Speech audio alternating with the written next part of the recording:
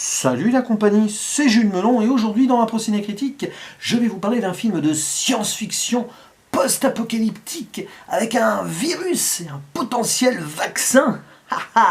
C'est dans l'air du temps donc, sorti en 1971, Le Survivant ou The Omega Man en VO, réalisé par Boris Sagal, qui était plus un homme de télévision, et avec au casting, dans le rôle principal, un certain Charlton Heston, qui a eu l'idée ici lui-même d'adapter un roman qu'il a lu ainsi dans l'avion, écrit par Richard Matheson.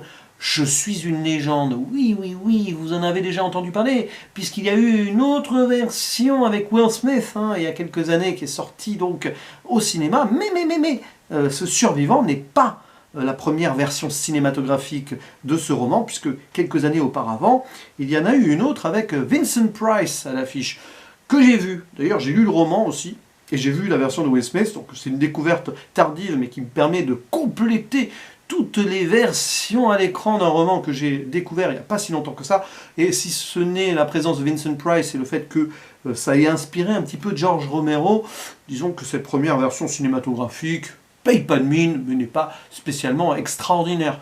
Le film de Will Smith, de mémoire, pas trop non plus, mais je pense que j'y reviendrai un jour en le revoyant. Bref, restons concentrés quand même sur ce métrage-là. Donc, j'ai dit qu'il y avait Charlton Heston à l'affiche, mais c'est pas tout. Il y a également Anthony Zerbe, Rosalind Cash, qui va être son love interest, Paul Coslow ou encore le jeune Eric Laneuville, pour une histoire qui se déroule donc dans le futur à l'époque, en 1977, 2 ans après une guerre biologique qui a éclaté entre l'URSS et la Chine. Oui, alors, l'URSS et la Chine, les uns contre les autres, pourquoi pas, communistes contre communistes, mais bon, quand même. Les États-Unis n'y sont pour rien. Oui, on va y revenir là aussi, parce que c'est un film assez patriote d'une certaine manière. Bon, un petit peu, allez.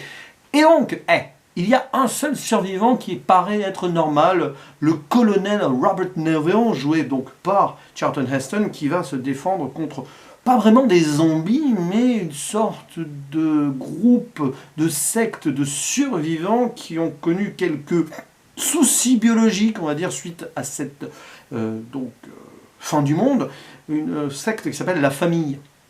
Voilà, ils sont tout blancs, albinos et dessous, et qui veulent vivre autrement, loin des nouvelles technologies et du monde d'avant. Alors que Neville, lui, il veut survivre et continuer à bénéficier des progrès technologiques, etc. Donc on va suivre cette guerre-là, et puis bien sûr d'autres personnes vont s'impliquer là-dedans, d'autres survivants, dont d'ailleurs la jeune Lisa, qui va tomber amoureuse ou pas, enfin potentiellement va se rapprocher de notre héros. Voilà. Bon, alors déjà, première chose, par rapport au roman, il y a quelques différences. Déjà, toute cette histoire de famille, là, niveau secte, c'est un petit peu plus romancé, en mode, voilà, ils ont les robes noires, etc. Mais c'est un film qui est un petit peu spécial, j'ai envie de dire, parce que il est bien, il montre bien la post-apocalypse, voilà, on est à Los Angeles, dès le début, les rues sont désertes, on voit un petit peu le côté parano et perdu du personnage principal, qui est à la fois en mode survie, qui presque se parle à lui-même, oui, qui croit entendre des choses et qui a en plus ce but, donc dégainer sur ses ennemis qui approchent. Bon, et défendre sa propriété comme si c'était une forteresse. Bon, mais j'ai un peu l'impression que c'est parfois trop caricatural sur l'opposition, justement, donc ce groupe étrange qui m'a rappelé... ce groupe dans Hot Fuzz d'Edgar Wright. Alors je ne sais pas si Edgar Wright s'est inspiré de ça d'ailleurs, mais bon, pourquoi pas. Et puis donc la romance avec Lisa, parce que ça va s'installer forcément. D'ailleurs, il y a eu, pour la première fois, il me semble, dans un film, entre guillemets, hollywoodien, un baiser entre un homme blanc, donc Charlton Heston, et une femme noire, puisque Rosalind Cash, qui joue Lisa, était une actrice noire. Et il y a 3 acteurs noirs dans le film, qu'on peut considérer comme étant aussi un métrage de blaxploitation à une époque où le mouvement Black Power avait de plus en plus d'importance, post-ségrégation et tout. Quelque part, les producteurs voulaient donc être dans l'air du temps. Ce qui donne un mélange assez spécial, mais qui fonctionne en soi, et qui montre qu'Hollywood commençait à se diversifier un petit peu, quand même. Ça, c'est le bon côté du film. Cependant, celui-ci tourne très vite autour du pot, je trouve, et sur 1h38, on n'en retient pas spécialement grand-chose, si ce n'est l'atmosphère du début. Voilà, j'ai vraiment bien aimé les 10-15 premières minutes, quand l'opposition et la petite guerre se lancent, voilà, entre le survivant, ses potentiels alliés et la famille, il y a un moment où, voilà. Et puis il y a cette conclusion qui est particulière. J'en dirai pas plus, je ne vais pas spoiler. Cependant, le côté patriotique du film, alors ça c'est mon interprétation personnelle, quand même. Déjà l'histoire de la guerre entre l'URSS et la Chine. Alors je me souviens plus si dans le roman c'était pareil. Mais ça fait un petit peu quand même, voilà, ben nous on n'y est pour rien, on a subi, etc. Bon, guerre bactériologique, il y a une sorte de bacille qui a créé un virus chez l'être humain qui rend ceci plus ou moins zombifié ou vampiresque, enfin un petit peu entre les deux, machin. C'est même pas trop explicité dans le roman.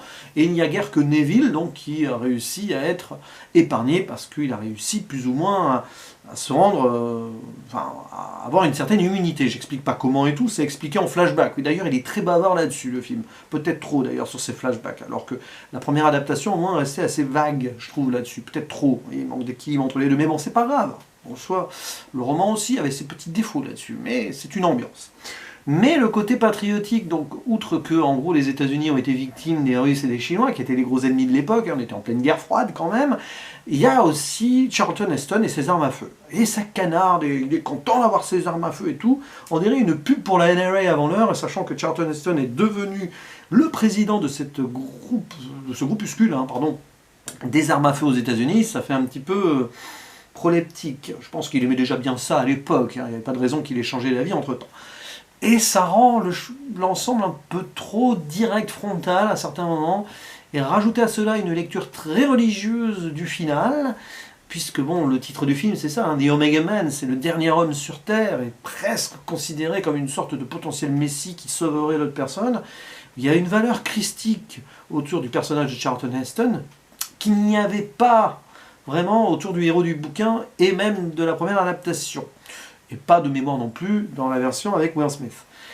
Et c'est pas que ça me dérange, après tout c'est une tentative comme une autre, qui passe en soi, ça fait vraiment quand même le gars héroïque qui a ses souffrances, sa folie, mais aussi sa bravoure et tout, mais ça fait très stéréotype américain, le gars qui va tout entreprendre, réussir à peu près tout ce qu'il peut, quoique là encore, sur la finalité, c'est beaucoup plus subtil que cela quand même.